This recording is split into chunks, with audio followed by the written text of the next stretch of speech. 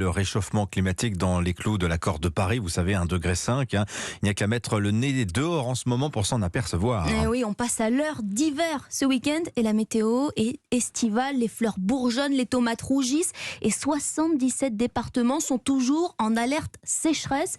Forcément, les nappes phréatiques se vident, d'abord pour l'agriculture.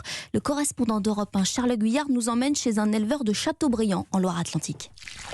C'est avec dépit qu'Antoine Baron vide son pluviomètre, dans celui-ci à peine l'équivalent d'un verre d'eau. Il y avait 15 mm qui dataient des derniers jours. C'est pas assez pour commencer à recharger les nappes phréatiques. On n'est pas très loin de la rupture d'approvisionnement. Un constat alarmant qui tranche avec la verdure autour de l'exploitation laitière. Mais voilà, la nature ici agit en trompe-l'œil. C'est en sous-sol que la situation est grave. Pas d'eau dans les nappes, ça se paye en surface. Le manque d'eau, c'est des plantes qui ne poussent plus. C'est une ambiance de poussière. Nos cultures de maïs ont été impactées avec une division par 2 des rendements. Problème, ce maïs-là sert à l'alimentation des vaches. Or, si la récolte 2021, bien meilleure, avait permis de stocker pour compenser, qu'en sera-t-il à l'avenir avec la multiplication des sécheresses? Pour l'éleveur, la clé réside dans le maintien des prairies. Ils ont des capacités d'adaptation très intéressantes au changement climatique. C'est la voie la plus sûre pour produire des fourrages pour nos animaux dans les années à venir. Les prairies qui ont en plus l'avantage d'absorber le carbone que dégagent les surfaces cultivées. Châteaubriand, Charles Guyard, Europe 1. Et Châteaubriand, où il fera d'ailleurs 25 degrés aujourd'hui, douceur